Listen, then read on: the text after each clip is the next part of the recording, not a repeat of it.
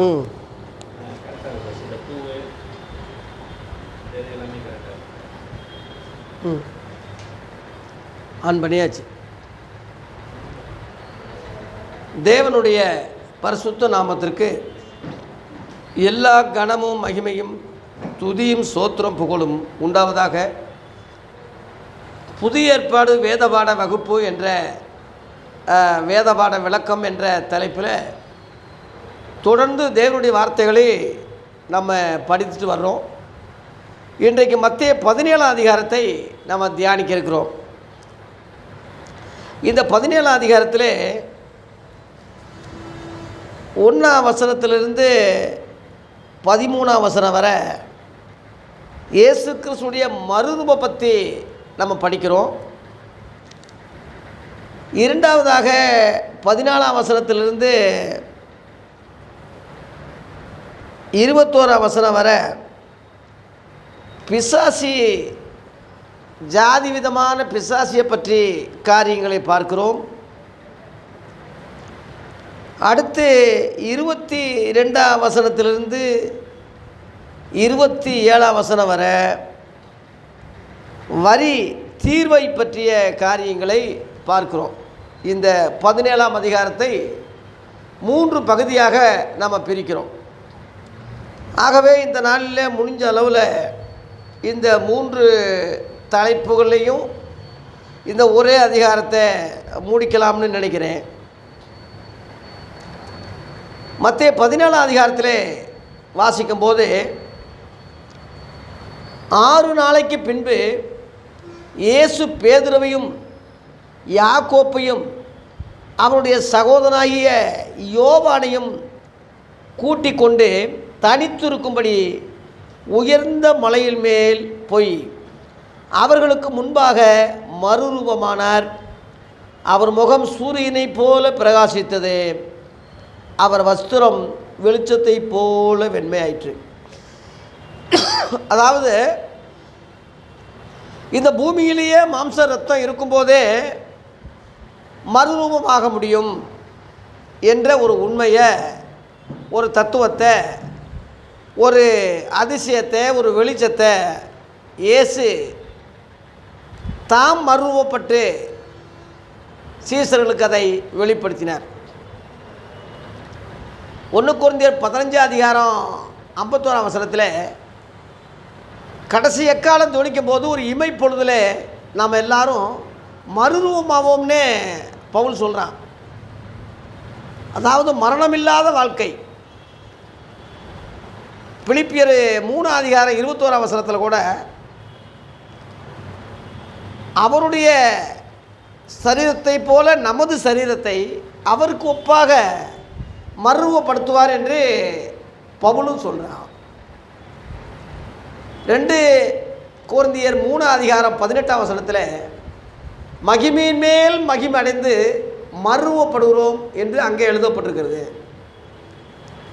ஆகவே மாம்ச ரத்தம் இருக்கும்போதே மறுரூபப்பட்டு மரணத்தை காணாதபடி தேவனைப் போலவே ஒரு இமை பொழுதிலே நாம் எல்லாரும் மேகங்களிலே ஆகாயத்திலே எடுத்துக்கொள்ளப்பட்டு இவ்விதமாக எப்பொழுதும் கர்த்தருடனே கூட இருப்போம்னு சொல்லி 1 தெசலோனிக்கேயர் 4ஆம் அதிகாரத்திலே 16, 15, 16, 17 ஆகிய வசனங்களில் அங்கே நம்ம வாசிக்கிறோம். இதுதான் எடுத்துக்கொள்ளப்படுதல் அல்லது இரகசிய வருகை என்று விளக்கம் கொடுக்குறோம். ஆகவே தேவ பிள்ளைகளே, இயேசு கிறிஸ்துடைய 2ஆம் வருகைக்கு முன்பதாக அவருடைய மணவாட்டி சபை, அவருடைய பரிசுத்தவான்கள் இது போன்ற மறுரூபப்பட்டு எடுத்துக்கொள்ளப்பட வேண்டியது அவசியமாகும். அந்த உண்மைகளை மக்களுக்கு சொல்ல, எடுத்துக்காட்ட, உதாரணமாக அதை தாமே அந்த மறுரூபத்தை மக்களுக்கு வெளிப்படுத்தினார். அதாவது குறிப்பாக சீசர்களுக்கு, தமது சீசர்களுக்கு வெளிப்படுத்தினார். அதுதான் மறுரூபமானார் என்று இங்கே பார்க்கிறோம். அவர் முகம் சூரியனை போல பிரகாசித்ததுன்னு இருக்கு. சூரியனை போலன்னா இயேசு கிறிஸ்துடைய பிரசன்னம், அவருடைய மகிமை இந்த உலகத்தில் எந்த ஒளியோடு ஒப்பிட முடியாதனால, சூரிய ஒளி பிரகாசமாக இருப்பதனால உலகத்துக்கே ஒளி கொடுப்பதுனால அந்த சூரியனோட இங்கே ஒப்பிடப்பட்டிருக்கு. ஆனால் உண்மையிலே சூரியனிலும் அதிகமான பிரகாசம் உள்ளவர் தான் நமது ஆண்டவராகிய இயேசு கிறிஸ்து. லேல்வியா. இப்போ அதனால தான் பரலோகத்தில் சூரியனாவது சந்திரனாவது வெளிச்சம் கொடுக்க அவசியம் இல்லை. ஆட்டுக்குட்டியானவரே அதை பிரகாசிப்பார், அவரே விளக்காக இருப்பார். அதனால் சூரிய சந்திரன் பரலோகத்தில் தேவைப்படாது என்பதற்கு அடையாளம் அதுதான். மல்கியா புஸ்தகத்தில் கூட இயேசு கிறிஸ்துவை நீதியின் சூரியன் என்று அங்கே எழுதப்பட்டிருக்கிறது. அப்போஸ்தலர் 9ஆம் அதிகாரத்தில் சவுல் கிறிஸ்தவ சபைகளை துன்பப்படுத்த போகும்போது இயேசு அவனை சந்திக்கிறார். அந்த சந்தித்த நிகழ்வை அவன் சொல்லும்போது, சாட்சி சொல்லும்போது, பேரொளி என்னை சந்தித்ததுன்னு சொல்கிறான். அப்போஸ்தலர் 22:6 பேரொளி என்னை சந்தித்தது, அது மத்தியானத்திலேன்னு சொல்கிறான். மத்தியானத்தில் பேரொளின்னா அவன் 2 கண்ணே போயிடுச்சு. அந்த அளவில் உள்ள பிரகாசம்தான் ஆண்டவராகிய இயேசு. அவ்வளவு மகிமை, அவ்வளவு பிரகாசம். ஆகவே சீசர்கள் அந்த காட்சியை பார்த்து பயப்படுறாங்க. அங்கே 4ஆம் வசனத்தில் படிக்கும்போது, அப்பொழுது மோசேயும் எலியாவும் அவரோட பேசுகிறவர்களாக அவர்களுக்கு காணப்பட்டார்கள். இங்கே பேசுகிறவர்களாக அப்படின்ட்டுருக்கு. வந்தாங்க, போனாங்க, பேசுனாங்க அப்படின்னு இல்லாமல் பேசுகிறவர்களாக காணப்பட்டார்கள். அதாவது நடக்கிற மனிதர்களை மரங்களைப் போல காண்கிறேன் அப்படின்னு ஒருத்தன் சொன்னான் இல்லையா, ஒரு குருடன். திரும்ப இயேசு அவனை கண்ணை தொடும்போது, நீ பாடுறான்னு சொல்லும்போது தெளிவாக கண்டான் இருக்கேன். ஆகவே மனுஷர்களை மரங்களை போல காண்கக்கூடிய ஒரு காரியம். அதுபோல் இவங்க பழைய ஏற்பாட்டுக்காரங்களாக சீசர்கள் இருப்பதுனாலே, மோசே எலியாவை பற்றி அறிஞ்சதுனாலே, இவர்கள் யூதர்களாக இருப்பதுனாலே, வேதக்காரங்களாக பழைய ஏற்பாட்டு இந்த 5 ஆகமங்களை படி நடக்கிறதுனால இவங்க டக்குன்னு மோசேய மாதிரி எலியா மாதிரி அவங்களுக்கு தெரிஞ்சிருக்கு. தமிழ் வேதாகமத்தில் அப்படித்தான் இருக்கு. இதில் விளக்கம் தெரியாமல் இங்கிலீஷில் பார்க்கக்கூடாது. நீங்கள் அது 700 வருஷத்துக்கு வந்தது தான் ஆங்கிலம். கிறிஸ்டோபர் கொலம்பஸ் அவர் அமெரிக்காவை பழங்குடி மக்கள் அந்த பகுதியை கண்டுபிடிச்சி கப்பலில் வரும்போது அந்த பழங்குடி மக்கள் எல்லாம் விரட்டி விட்டு அங்கே ஒரு காலனியை ஏற்படுத்தினா, அது அப்படியே நல்ல இடமா இருந்ததுனால பல இடங்களில் வந்து அங்கே அவங்க முடிஞ்ச அளவில் ஒரு காலனியை ஏற்படுத்தினாங்க. அதுதான் யூசிஏன்னு சொல்கிறது, அமெரிக்கா காலனின்னு சொல்கிறது. அதன் பிறகு தான் அந்த ஆங்கிலம் ஏற்பட்டு கொஞ்சம் கொஞ்சமாக டெவலப் ஆகி உலகம் முழுவதும் பிரிட்டிஷ் ஆண்டதுனால அது பொதுமறை திருக்குறள் மாதிரி பொது பாஷையாக அங்கங்கே ஆண்டதுனால, உலகம் முழுவதும் அவனே ஆண்டதுனால எல்லா நாடுகளுக்கும் அந்த இங்கிலீஷ் பரவினதுனால அது ஷார்ட்டாக இருக்க 26 எழுத்தானால சீக்கிரமாக அதை ஜனங்களுக்கு இது பண்ணுற மாதிரி. என்ன எல்லா மொழிகளையும் அந்தந்த நாட்டில் ஒரு மொழியை நம்ம இது பண்ணி இருக்க முடியாது. இவன் உலகம் முழுவதும் இவனே ஆண்டதுனால இவனுடைய மொழியவே அதை பரப்பிட்டா அதுவே ரெக்கார்ட் ஆகிடுச்சு, அதுவே நமக்கு பழக்கமாகிடுச்சுன்னு வைங்களேன். அதை நம்ம குறை சொல்லலை. ஆனால் தமிழை பார்க்கும்போது கல் தோன்றி மண் தோன்றா மூத்த குடிமகன் பேசுகிறது தமிழ்னு சொல்லி அறிஞர்கள் இப்போ கண்டுபிடிச்சிருக்காங்க. தமிழை போல கருத்துக்களை சொல்வதற்கு எழுத்து வேறு எந்த புத்தகத்திலையும் கிடையாது. ஆகவே தமிழ் தான் சிறந்தது. தமிழ் சரியில்லைன்னு ஆங்கிலத்தில் போய் தேடிக்கிட்டு இருக்கக்கூடாது, அது தவறு, அது ஆங்கில மோகம். ஆகவே தமிழ் மொழிபெயர்ப்பு உலகத்திலேயே சிறந்தது. அதனால தான் இந்தியாவிலேயே தமிழில் தான் புதிய ஏற்பாடு சீகன் பால்க்கு தரங்கம்பாடிக்கு வந்து முத அதை ஆரம்பித்தார் என்பதை நம்ம எல்லாருக்கும் தெரியும். ஆகவே தேவ மக்களே, பேசிட்டாங்க 2 பேர் வந்து பேசிட்டாங்கன்னு கன்ஃபார்மாக சொல்லாமல் பேசுகிறவர்களாக காணப்பட்டார்கள் அப்படின்னு இருக்கு. அவங்க பேசுகிறது இன்னதுன்னு தெரியாமல் பேசுகிறாங்கன்னு போட்டு வாசிக்கிறோம். அதாவது அவங்க ஏறெடுத்து 8ஆம் வசனத்தில் பார்க்கும்போது அவர்கள் தன் கண்களை ஏறெடுத்து பார்க்கையில் இயேசுவை தவிர வேறு ஒருவரையும் காணலைன்னு இருக்கு. இருக்கணும்ல, இப்போ இயேசு இருக்கார், மோசே இருக்கணும்ல, எலியா இருக்கணும்ல, இருந்தா ஏன் அவங்க இல்லை? அந்த மாதிரி அவங்க காணப்பட்டாங்களே தவிர வேற அல்ல. அதனால் அவங்க சொல்கிறது என்னதுன்னு தெரியாமல் சொன்னாங்க. இன்னொரு சுவிசேஷத்தில் இருக்குது, என்ன சொல்கிறதுனே தெரியாமல் சொன்னாங்க. அதாவது என்ன சொன்னாங்கன்னா, 4ஆம் வசனத்தில் அப்பொழுது பேதுரு இயேசுவை நோக்கி, ஆண்டவரே, நாம் இங்கே இருக்கிறது நல்லது, உமக்கு சித்தமானால் இங்கே உமக்கு ஒரு கூடாரமும் மோசேக்கு ஒரு கூடாரமும் எலியாவுக்கு ஒரு கூடாரமுமாக 3 கூடாரங்களை போடுவோம் என்றான்.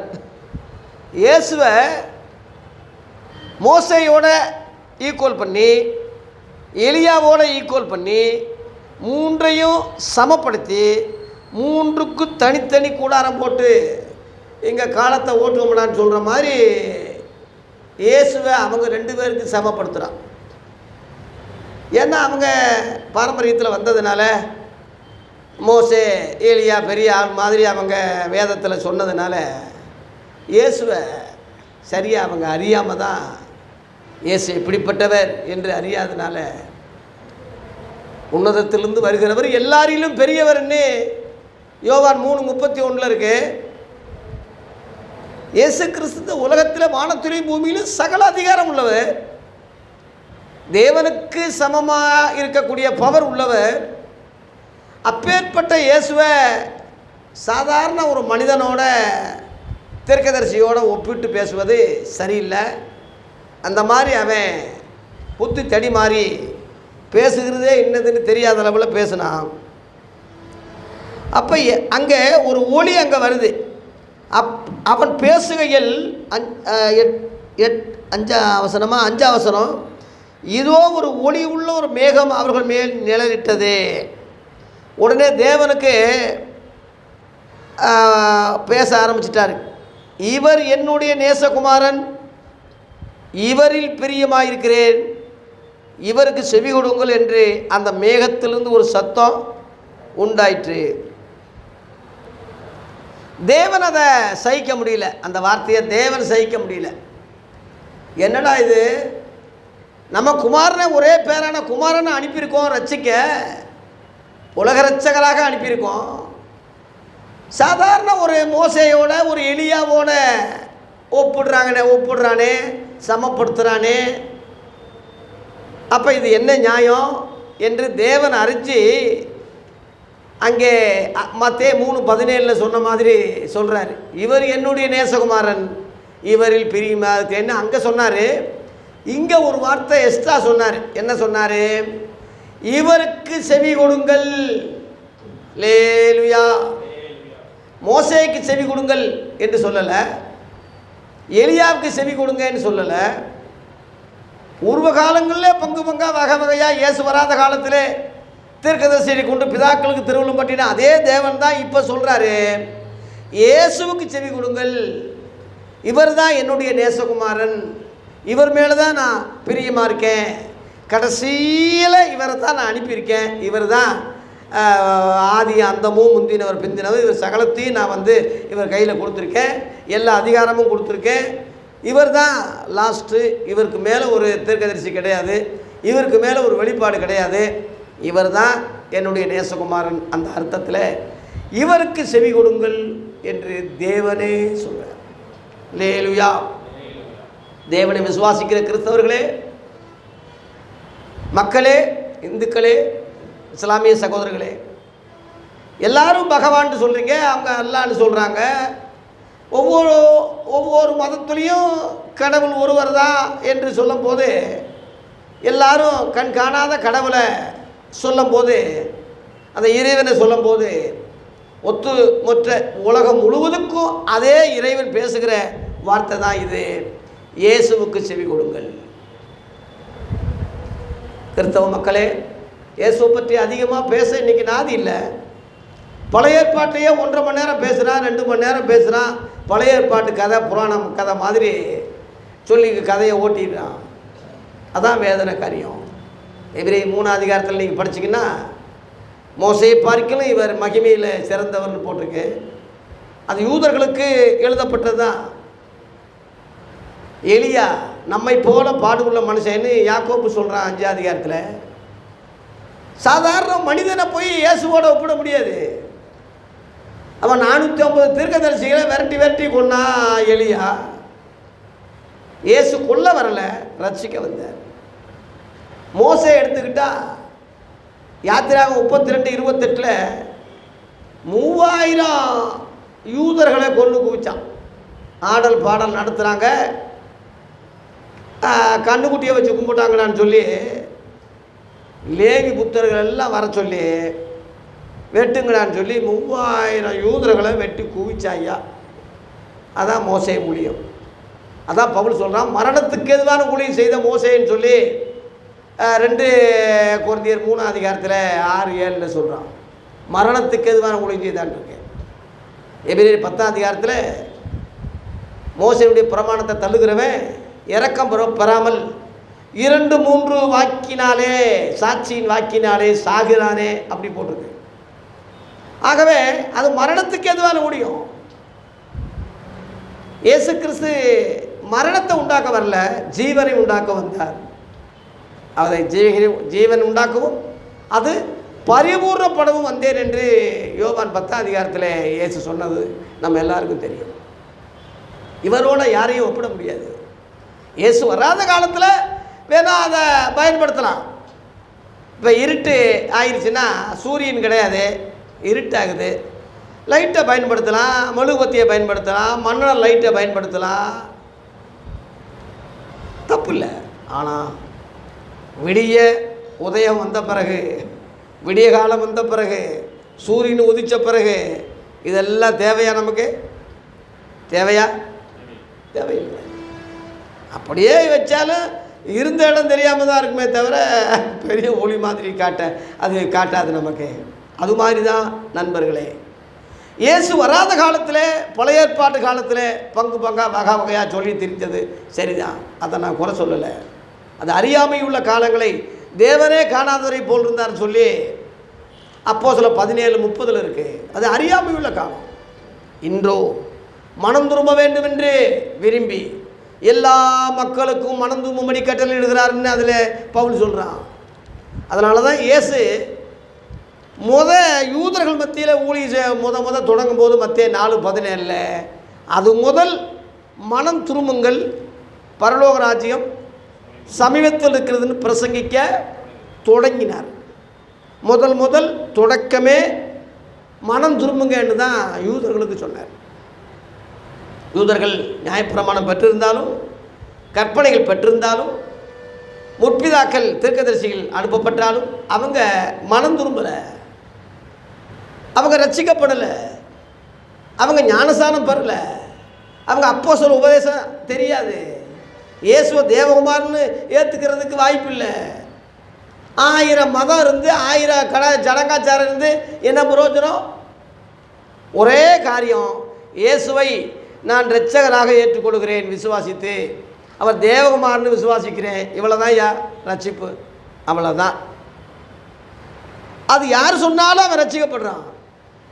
ஆண்டவமாரே நாங்கள் ரட்சிக்கப்படுவதுக்கு என்ன செய்யணும்னு சொல்லி அப்போஸ்தலர் 16 அதிகாரம் 30 சிறை அதிகாரிகள் அப்போஸ்தலர்கிட்ட கேட்கும்போது அவங்க சொல்கிறாங்க, அதற்கு அவர்கள் கர்த்தராகிய இயேசு கிறிஸ்துவை விசுவாசி, அப்பொழுதே நீயும் உன் வீட்டாரும் ரட்சிக்கப்படுவீங்கன்னு சொல்கிறார். ரட்சிப்புக்கு பழைய ஏற்பாடு தேவையில்லை, கதை மாதிரி சொல்லணும்னு அவசியம் இல்லை, மோசையின் ஆகமங்கள் தேவையில்லை, எலியாவின் உபதேசம் தேவையில்லை, இயேசு கிறிஸ்துவை விசுவாசி, அவ்வளோதான். ரொம்ப சிம்பிள்.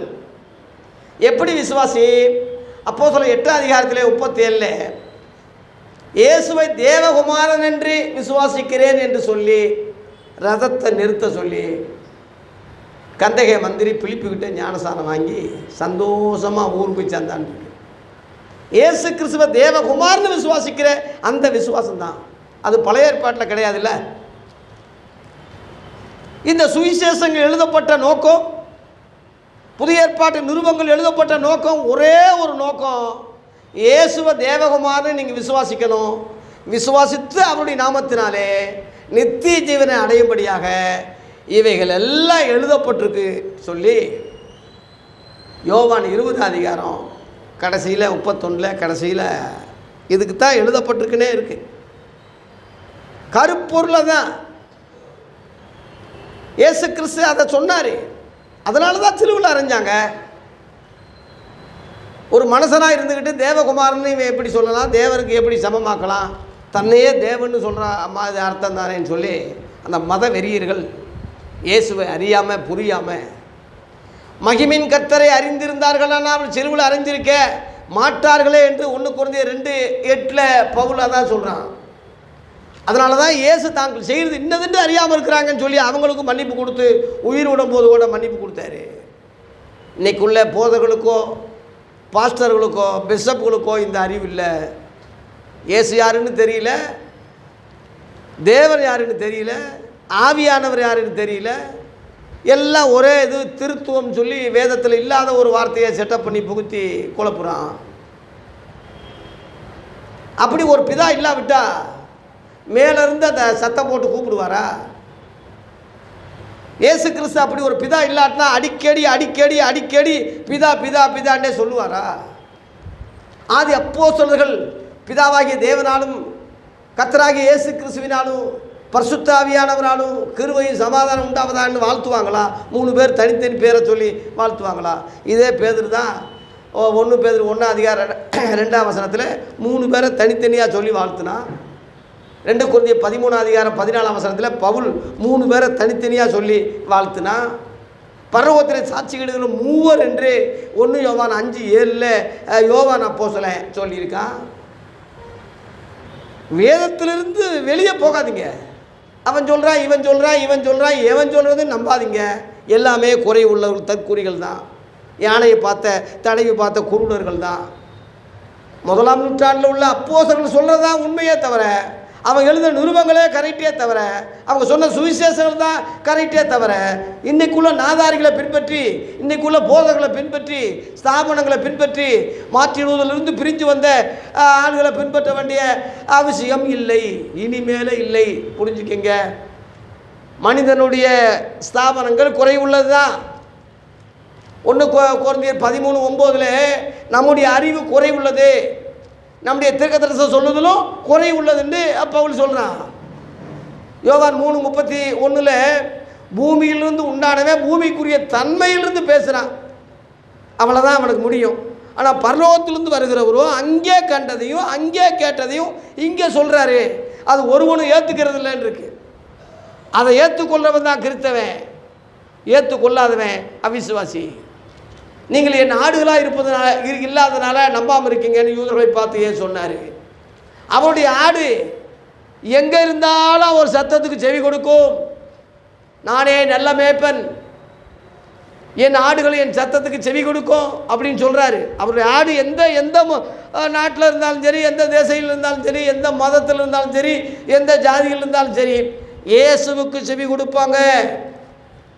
அதனால தான் சகல ஜாதியிலையும் சீசராக்குங்கன்னு சொல்லி தம்முடைய சீசர்களுக்கு இயேசு கட்டளையிட்டார். அருமையான தேவ பிள்ளைகளே, இயேசுவை மோசையோடோ எலியாவோடோ ஒப்பிடக்கூடாது. அந்த காலம் வேற, இயேசுவின் காலம் வந்த பிறகு இவர் தான் ஆதி அந்தமும், இவர் தான் எல்லாமே இவர் தான், எல்லாமே இவர் தான். ரோமர் 3:4 போட்டிருக்கு. இயேசு கிறிஸ்து நியாயப்பிரமாணத்தில் முடிவாக இருக்காருன்னு, நியாயப்பிரமாணத்தின் முடிவாக இருக்காருன்னு இருக்குது. அவர் தான் லாஸ்ட்டு. அதுக்கு மேலே நியாயப்பிரமாணம் செல்லாது, அதுதான் லாஸ்ட்டு. டிசம்பர் 31 வந்துச்சுன்னா அதோட வருஷம் முடியுது.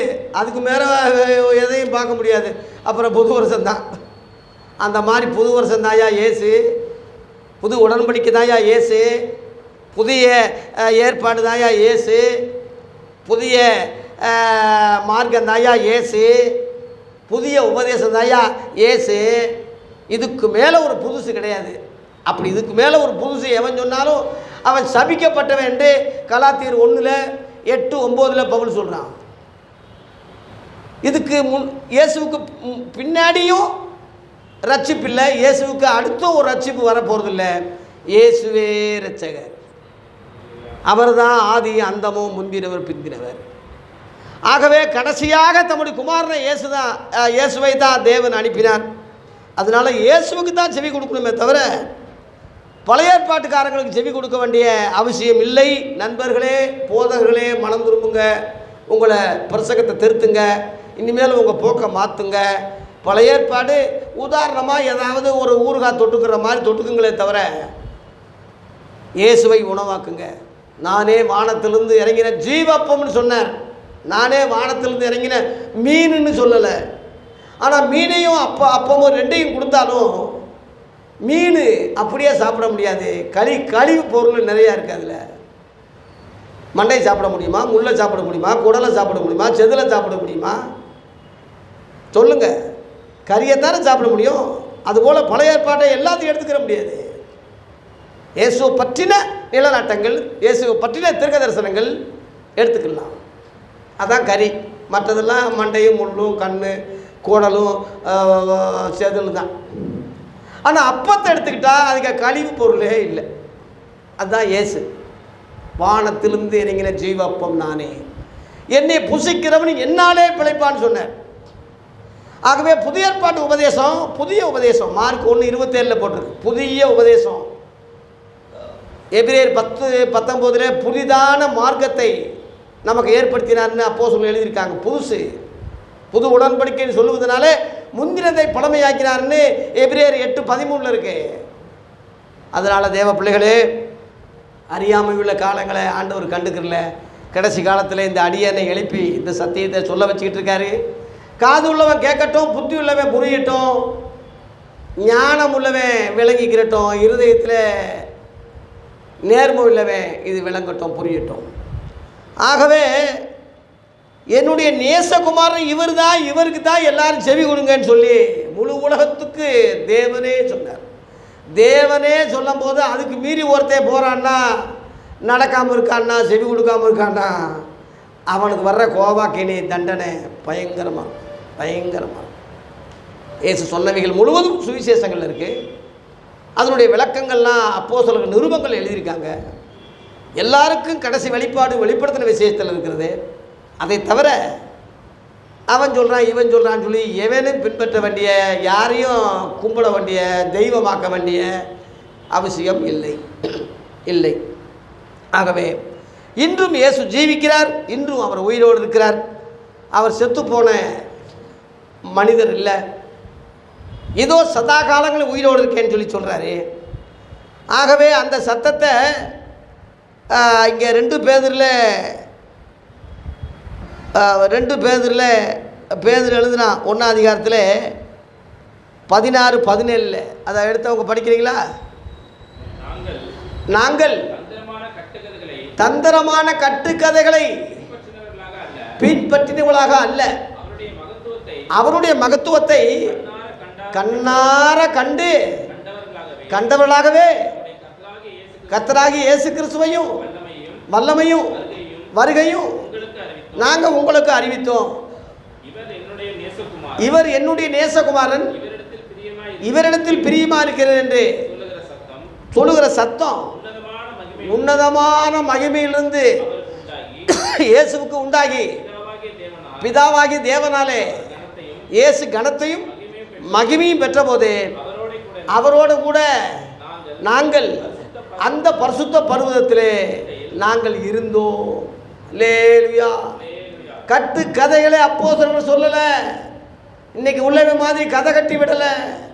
பரலோகத்துக்கு போனேன், அங்கே தண்ணியை எடுத்து ஊற்றுனாரு, அங்கே பொம்பளையை குளிச்சுக்கிட்டு இருக்காங்க, பிள்ளைங்க விளையாண்டுக்கிட்டு இருக்காங்க. இன்னைக்குள்ள எத்தனை கள்ள நாயிகை சொல்கிறாங்க, எத்தனை கள்ள சகோதரர்கள் மக்களை குழப்புறாங்க. பரலோகத்தில் பேரே ஒருத்தரை எழுதி பதவியாக கொடுத்துருக்கான்னு சொல்கிறாங்க. அங்கே உள்ள ஆளுகளுக்கெல்லாம் அவன் தான் பெரிய தலைவர்னு சொல்கிறாங்க. என்னமோ அடிக்கடி சிங்கப்பூருக்கு போயிட்டு வர்ற மாதிரி, லண்டனுக்கு போயிட்டு வந்த மாதிரி, அடிக்கடி மதுரையிலேருந்து சென்னைக்கு போயிட்டு வர்ற மாதிரில பரலோகத்துக்கு போயிட்டு வந்தேன்னு சொல்கிறாங்க. அடிக்கடி பரலோகமே இன்னும் மனுஷர்களுக்கு பிரவேசிக்க இன்னும் பரலோகமே திறக்கப்படலையே, நரகமே இன்னும் திறக்கப்படலையே. ஜட்ஜ்மெண்ட்டுக்கு பிறகு தானே அது. இப்போ சொல்கிறானே நான் நரகத்துக்கு போயிட்டு வந்தேன், நான் பரலோகத்துக்கு போயிட்டு வந்தேன், அடிக்கடி போயிட்டு வந்தேன்னு சொல்கிறானே முட்டா பையன், என்னத்தை சொல்ல இவன்? அதனால் இவங்க சொல்கிறதெல்லாம் வேறொரு இயேசுவை சொல்கிறாங்க, வேறொரு சுவிசேஷத்தை சொல்கிறாங்க, வேறொரு ஆவி உடையவளாக இருக்கிறாங்க என்பதை தயவு செய்து புரிஞ்சுங்க. இங்கே எழுதப்பட்டதுக்கு மிஞ்சி எவன் சொன்னாலும் கேட்காதீங்க, நம்பாதீங்க. எவன் சொன்னாலும் அது பிராடு நாயின்னு புரிஞ்சுக்கிட்டு இயேசுவை மட்டும் அப்படி அப்போஸ்தலரை மட்டும் பின்பற்றுங்க. பேதுரு சொல்கிறான், கட்டுக்கதைகளை நாங்கள் சொல்லலை, தந்திரமான வார்த்தைகளை நாங்கள் சொல்லலை. கடைசி நாட்களில் இந்த மாதிரி கள்ளத்திற்கு எழும்புவாங்கன்னு அவனே சொன்னான். அதில் 2 அதிகாரம் படிங்க, அதுலேயே 2ல் 1, 2, 3 படிங்க. 1 பேதுருல 2 பேதுரு தானே, 2 பேதுரு 2 அதிகாரம் 1, 2. கள்ளத்திற்கு தரிசிகளும் ஜனங்களுக்குள்ளே இருந்தார்கள், அதுபோல உங்களுக்குள்ளும் கள்ள போதர்கள் இருப்பார்கள். அவர்கள் கேட்டுக்கேதுவான வேத பொருட்களை தந்திரமாய் நுழைய பண்ணி தங்களது கிரகித்து கொண்ட ஆண்டவரை மறுதலிப்பார்கள். தங்களுக்கு தீவிரமாக அழிவை வருவித்துக் கொள்வார்கள். அவங்களுடைய கெட்ட நடக்கைகளை அநேகர், 1, 2 இல்லை, அநேகர் பின்பற்றுவார்கள். அவர்கள் நிமித்தம் சத்திய மார்க்கம் தூஷிக்கப்படும். பொருளாசை உள்ளவர்களாய், என்ன போட்டிருக்கு இல்லை, அதுக்கு முன்னாடி பொருளாசை உள்ளவர்களாய் தந்திரமான வார்த்தைகளாலே உங்களை தங்களுக்கு ஆதாயப்படுத்திக் கொள்கிறாங்க. உங்கள் ஆத்மாவல்ல, உங்களை ஆதாயப்படுத்திக் கொள்கிறாங்க, தந்திரமாக வசப்படுத்துகிறாங்க. எதுக்காக? பொருளாசை. உங்கள்கிட்ட இருந்து பணத்தை ஆட்டை போட, நீங்கள் அள்ளி அள்ளி கொடுக்க, செக்கெழுதி கொடுக்க, உங்கள் பணம் முழுவதும் ஆட்டை போடுறதுக்காக தந்திரமான வார்த்தையை சொன்னால் தானே உங்களை அப்படியே ஏமாற்றி பண்ணால் தானே நீங்கள் அவன் காரியத்தை உங்கள் மூலமாக சாதிக்க முடியும். அநேகர் எழுப்பிட்டாங்க. அவங்க பிரசங்க கூட்டத்தில் பார்த்தீங்கன்னா அடேங்கப்பா கூட்டம் லட்சக்கணக்கில் இருக்கும். நம்ம பிரசங்கத்தில் அப்படி வராது கூட்டம். சத்தியத்தை சொல்கிறதுனால நம்ம எல்லாருக்கும் சத்துருவாக இருக்கும். அதனால் தேவ பிள்ளைகளே, கேட்டாலும் சரி கேளாவிட்டாலும் சரி சத்தியத்தை சொல்லு. கேட்குற காது உள்ளவன் கேட்கட்டும். இயேசு அப்படித்தான் சீசர்களுக்கு சொன்னார். ஆகவே தேவ பிள்ளைகளே, அவங்க மிகவும் பயந்தார்கள். இந்த காட்சியை பார்த்து பயந்தாங்க. 6ஆம் வசனத்தில் சீசர்கள் அதை கேட்டு முகங்குப்புற விழுந்து மிகவும் பயந்தார்கள். அப்பொழுது இயேசு வந்து அவர்களை தொட்டு எழுந்திருங்கள், பயப்படாதீங்க என்றார். பயம்தான் எதிரி. சகோதரர்களே, நம்ம வாழ்க்கையில் பயத்துக்கு இடம் கொடுக்காதீங்க. ரோமர் 8:15 பயமுள்ள ஆவியை நமக்கு கூடாமல் தெளிந்த புத்தி, அப்பா பிதாவேன்னு சொல்லுகிற புத்திர சுவிகாரத்தின் ஆவியை நம்ம கொடுத்துருக்கிறார். திரும்பவும் பயப்படுகிறதுக்கு நீங்கள் அடிமைத்தனத்தின் ஆவியை பெறாமல் அப்படின்னு போட்டிருக்கேன். பயம் வந்து ஒரு அடிமைத்தனம். நீங்கள் தற்கொலைகள் முழுவதும் பயத்தில் தான் நடக்குது. எத்தனையோ தற்கொலைகள் நடந்துக்கிட்டு இருக்குன்னா பயத்தினால அடுத்து தற்கொலை பண்ணிடுறான். இந்த பயம் பிசாசுகிட்ட இருந்து வந்தது. பயம் இல்லாத மனிதனாக தான் கர்த்தர் ஆதாமை படைச்சார். அவன் பாவம் செய்த போது பயம் அவனுக்குள்ளே வந்தது பயம்தான். அவன் அதான் சொன்னான், நான் பயந்து ஒளிந்து கொண்டேன். முதல்ல அவனுக்கு வந்த பாவம் பயம்தான். பயம் தேவனை விட்டு தூர செய்யும், ஒளிய செய்யும், தோற்றத்தை விட்டே துரத்த செய்யும். பயத்துக்கு தயவு செய்து இடம் கொடுத்துடாதீங்க. அடிக்கடி இயேசு சொல்கிற வார்த்தை பயப்படாதீங்க, பயப்படாதீங்க, பயப்படாதீங்க. அல்லேலூயா. எந்த காரியத்துக்கும் பயப்படாதீங்க. பயம் நமக்கு எதிரி. ஆகவே இயேசு அதான் சொல்கிறாரு, தொட்டு சொல்கிறாரு, எழுந்துருங்கன்னு சொல்கிறாரு, பயப்படாதீங்கன்னு சொல்கிறாரு. அவர்கள் தங்கள் கண்களை ஏறெடுத்து பார்க்கும்போது இயேசுவை தவிர வேறு ஒருவரையும் காணலை. 8ஆம் வசனத்தில் இயேசு நேற்றும் இன்றும் அவர் என்றும் மாறாதவராக இருக்கிறாரு. 2 பேர் 3 பேர் என் நாமத்தினால எங்கே கூடினாலும் நடுவில் இருக்கேன்னு சொல்கிறாரு. மற்றவங்களாம் அப்படி இருக்க முடியாது. மோசே இருக்க முடிஞ்சதா? 120 வருஷம் சேர்த்துட்டான். எலியா அப்படியே சுழல் காட்டில் பரலோகத்துக்கு போயிட்டான்னு சொல்கிறோம்.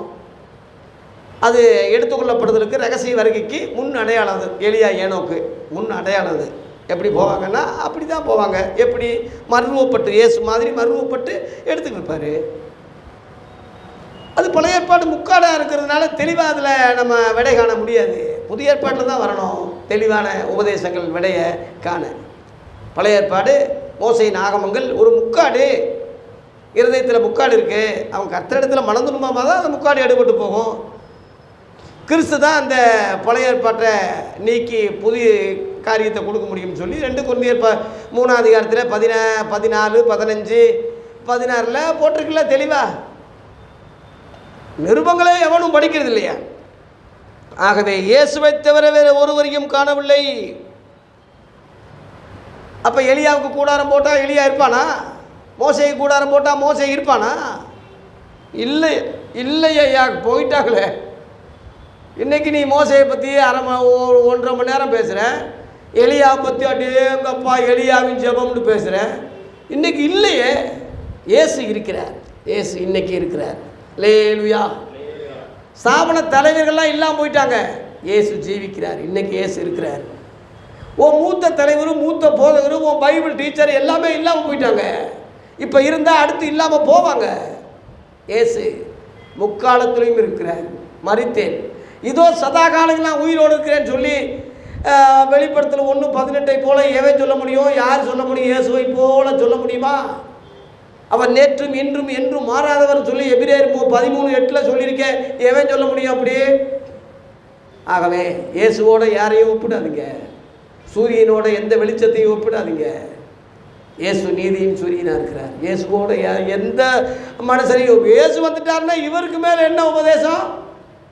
ஒரு மேடையில், அரசியல் மேடையில் தலைவர் பேசுகிறதுக்கு முன்னாடி குட்டி குட்டி பேச்சாளர்கள் பேசிக்கிட்டே இருப்பாங்க நேரம் போக்குறதுக்கு. கடைசியில் தலைவர் வந்துட்டா அவர் உரைக்கு பிறகு எவனாவது வந்து பேசுவானா? பேசவே மாட்டான். அதோட கூட்டம் கிடைச்சிடும். அது மாதிரி தான் இயேசு தலைவர், சர்வத்துக்கும் மேலான தலைவர், சபைக்கு தலைவர் இயேசு, கிறிஸ்தவ தலைவர் இயேசு, நம்ம எல்லாருக்கும் தலைவர் இயேசு. அவர் இங்கே வந்து பேசுகிறாரு. இவருக்கு மேலே ஒரு பேச்சாளர் இனிமேல் வர போகிறதில்லை.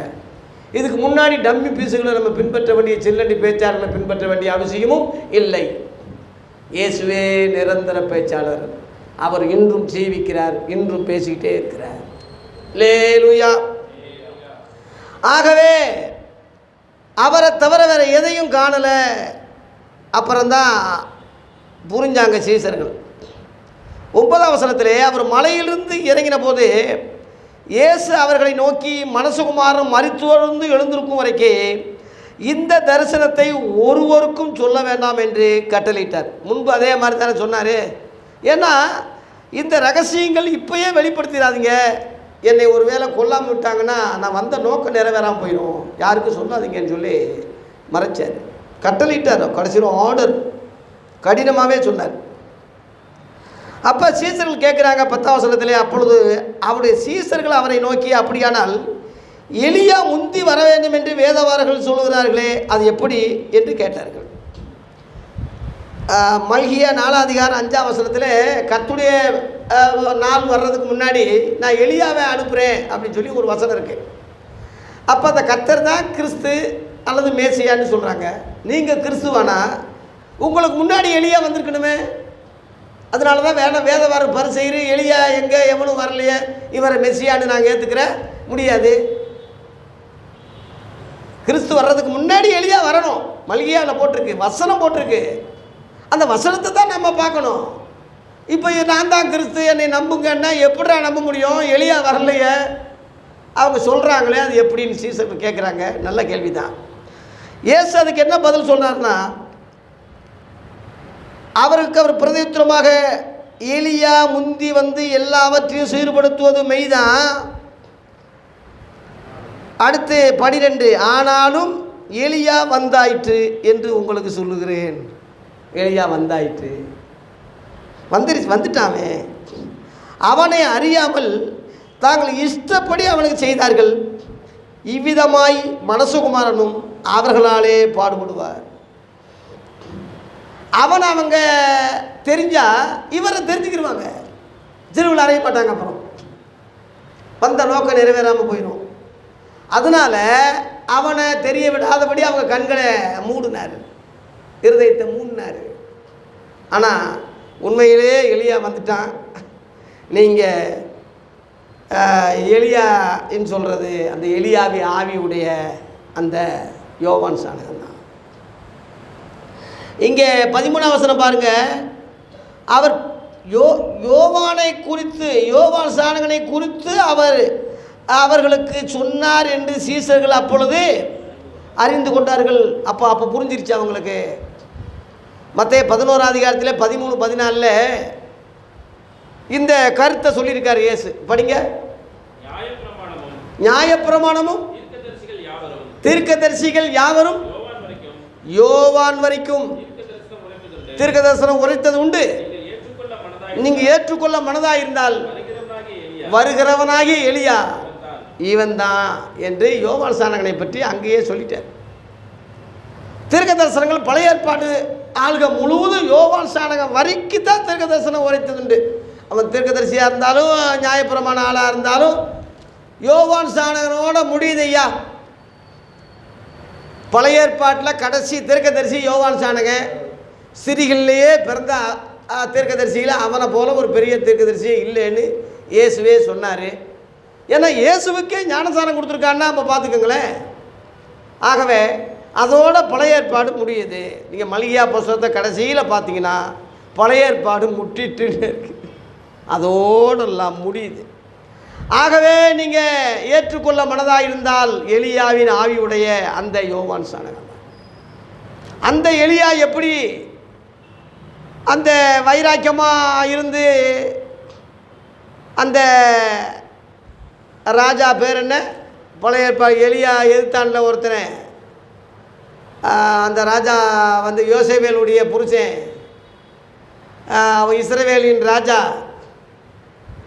அவன் டம்மி பீஸாக இருந்தான், ஏசவேலுக்கு அடிமையாக இருந்தான். இஸ்ரவேலை கலக்குனது நீங்கள் தான், நீயா அல்லவான்னு சொல்லும்போது நீ தாயா இஸ்ரவேலை கலக்கிட்டு இருக்கிறேன், நாங்கள் ஒன்றும் கலைக்கலை சொல்லி அந்த யோசேவேலை பிசாசுடைய மகளாக அங்கே வந்தான். அவனுக்கு அடிமையாக நீ விற்று போட்ட உன் மனைவிக்குன்னு சொல்லி அங்கே அந்த ராஜாவை சொல்கிறான். அதனால தான் அந்த யோசேவேல் வந்து அந்த எலியாவை கொல்லுங்கன்னு சொல்லி கட்டளையிடுறா. எலியா அவளை வீரனாக இருந்தாலும் பொம்பளைக்காக பயந்துக்கிட்டு போதும் கர்த்தாவே, நான் வந்து நல்லவன் கிடையாது, நான் சாக போகிறேன்னு ஜெபம் பண்ணான். அதே மாதிரி தான் இங்கே ஏரோது ராஜா பிரச்சனை. இந்த யோவான் சாணகன் உன் சகோதரன் மனைவி வச்சுருக்கிறது நல்லதில்லைன்னு சொன்னான். அதனால் அந்த அம்மா கோவப்பட்டு ஜெயிலில் போட்டு எடுக்க தள்ளி வந்து தலையை வெட்டி கொலையே செஞ்சிட்டான். அந்த எலியா பரலோகத்துக்கு எஸ்கேப் ஆகிட்டான், இவன் இரத்த சாட்சியாக மறிச்சிட்டான். அதே ஆவி தான், அதே வைராக்கியம்தான். அதான் எலியா ஆவின்னு சொல்கிறது. அதே எலியா எழுத்தின்படி இல்லை, அந்த ஆவி, அந்த அந்த வைராக்கியம், அந்த அர்த்தம் தான் நம்ம அப்படி. அதனால் கூடு விட்டு கூடு போயிட அந்த இதெல்லாம் நம்ம புதிய ஏற்பாட்டில் அந்த மூட பழக்கம், அந்த அறியாமையுள்ள சத்தியங்கள்லாம் இங்கே கிடையாது. ஆகவே எலியா வந்தாயிட்டு அவனை அறியாமல் அவனை ரொம்ப துன்பப்படுத்துனாங்க. அது மாதிரி என்னையும் அறியாமல் இருக்காங்க, என்னையும் துன்பத்தான் படுத்த போகிறாங்க, என்னையும் அடிக்கத்தான் போகிறாங்க, கொல்லத்தான் போகிறாங்க. நானும் பாடுபட்டு மறிக்கத்தான் போகிறேன், ஆனாலும் 3ஆம் நாள் உயிர்த்தெழுவேன். லேலுயா. இதுதான் இயேசு கிறிஸ்துவுக்கும் மற்ற உள்ள தீர்க்கதரிசிகளுக்கு அடையாளம். இயேசு இன்றும் உயிரோடு இருக்கிறார்.